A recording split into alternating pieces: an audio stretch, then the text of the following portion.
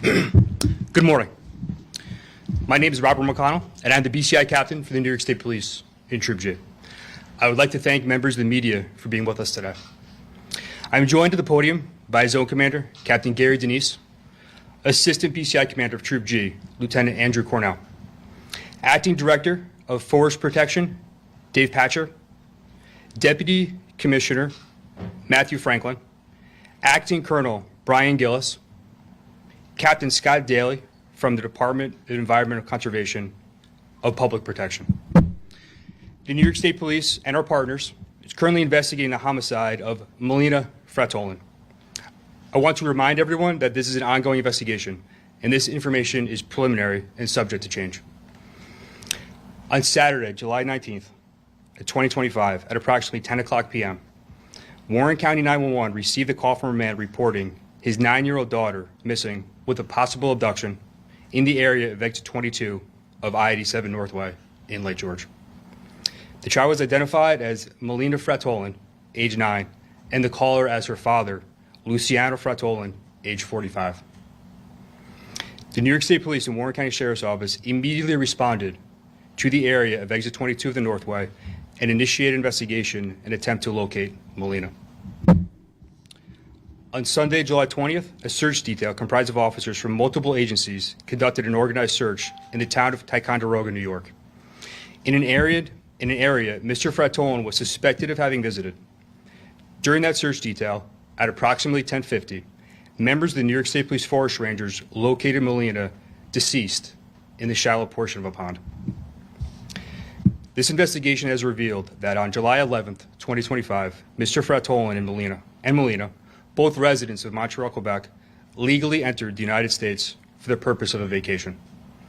They were expected to return to Canada on Sunday, July 20th, at which time Melina would be returned to the custody of her mother in Montreal. The mother and Mr. Frattolin have been estranged since 2019. The child resided full-time with her mother, and Frattolin visited with the child when in Canada. At about 5:30 p.m. on July 20th, Melina is observed with her father on video surveillance in Saratoga Springs, New York. At about 6:30 p.m., she spoke to her mother on the phone and told her she and her father were en route back to Canada. The child appeared to be in good health and did not indicate she was under any duress. The investigation has determined sometime after Melina's phone call with her mother and before Mr. Frattolin's 911 call, he allegedly murdered Melina and left her body in a remote area where she was later discovered by law enforcement. Initial reports from Mr. Frattolin of a suspicious white van in the area of the alleged disappearance was proven to be untrue. The suspect has been charged with murder in the second degree and concealment of a human corpse. He was then transported to the Essex County Correctional Facility where he was held pending arraignment. The suspect is scheduled to be at Ticonderoga Town Court this morning for arraignment. Melina's cause of death is pending the results of an autopsy, which is scheduled for later today. This is certainly a difficult case and a heartbreaking investigation. On behalf of the New York State Police and our law enforcement partners, I want to offer our condolences to the family of Melina. I would additionally like to thank our partners with the Warren County Sheriff's Office, Essex County Sheriff's Office, Warren County District Attorney, Essex County District Attorney, the Montreal Police Department, Department of Environmental Conservation, the Ticonderoga Police Department, and the FBI for their assistance in this investigation. If any member of the public has information regarding the death of Melina Frattolin, I encourage them to contact the New York State Police at area code 518-783-3211. I will now answer a limited number of questions. I ask for your patience as due to the active nature of this ongoing investigation, I am limited with respect to how much we can release at this time. The motive is still under investigation. What led you to believe that? What was the first sign that there were inconsistencies in the story? Yes, so the suspect's initial account is that he had pulled over in the area of exit 22 in Lake George, pulled over into a parking lot to urinate. His initial report is he steps away to a wooded area, returns to the vehicle, and at that point, his child is gone from the vehicle. He reports a suspicious white van fleeing the scene southbound. During a subsequent interview, he then reports 2 unknown males forced her into a white van. That lead was thoroughly investigated and disproven. Do you know the cause of death yet? The cause of death is pending the results of the autopsy, which is scheduled for today. Go ahead. Do you know anything about mental state of mind? We have no information that there's any issues with mental health. No. And you say that he was estranged from his wife. Do you know if he was authorized to travel alone with his daughter? He was. Does Mr. Frattolin have any criminal record in the U.S. or Canada that you're aware of? He has no criminal history. He has no domestic violence history either. How cooperative was Luciano in the discovery of her body? I cannot provide any information with regard to that at this point. How will it work since they're both Canadian citizens? How will you try? I don't want to speak to the prosecution, but he'll be charged and prosecuted in New York State. What led you to Ticonderoga? I don't want to divulge too much with respect to law enforcement technology or the tools we use, just to say that we focus our search area at Ticonderoga based on inconsistencies in his initial account, as well as some technology available to law enforcement. Where did the 911 call emanate from? The suspect, No, geographically. Where was Warren it? County. Okay. Was it in Lake George though, or was it? It was the area of Lake George, correct, in the area of exit 22. Forgive me if this was already covered. What are the charges?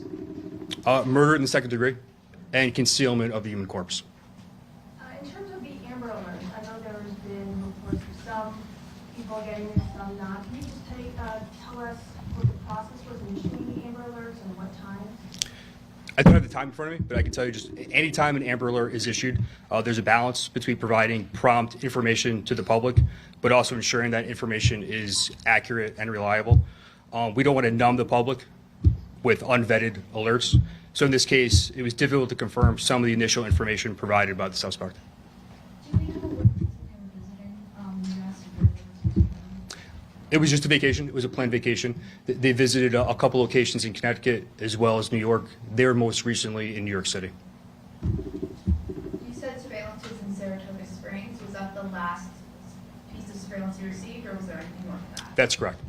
Could you just go over the timeline one more time? I do not have the timeline in front of me. What was the surveillance? Where was that? Was that a business or? It was at a restaurant. Do you know about how many officers were devoted to this search? I can't give you a number. It would be measured in the dozens. The Warren County Sheriff's Office sent every resource available to investigate this right at its inception. Same with the New York State Police. We had us in conjunction with the law enforcement partners. We had aviation, drones, K-9, investigators, uniformed troopers. Every resource we had to bear, we applied in this investigation. Where will the arraignment be held today, and do you have a time? I don't have a time. It's scheduled for today in town of Ticonderoga Court. Just to clarify, you said the body was found in shallow water?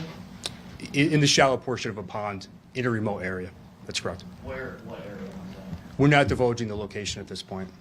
Did it appear that he had tried to conceal the body? Yes.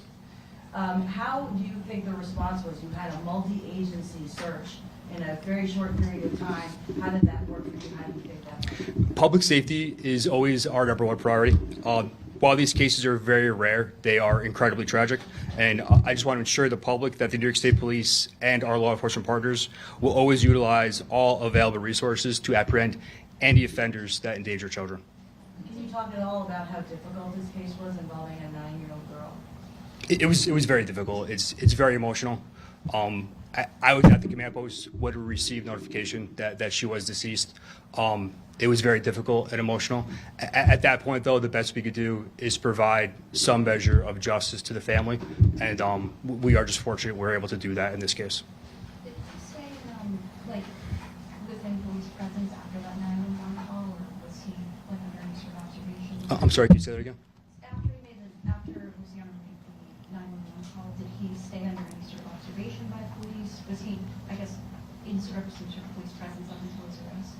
Yes, he reported this. He fabricated the initial report of the abduction, and he was in the custody of police from that point on. Take one more question, guys. Did you say that the mother, I'm sorry, did you say if the mother had any concerns about the safety of her daughter while she was with him? She had no concerns for her daughter's safety while she was with him. She knew that he was taking her on this trip to the States. Law enforcement was in contact with her as well as Montreal PD during the course of the investigation. Thank you. Guys so much.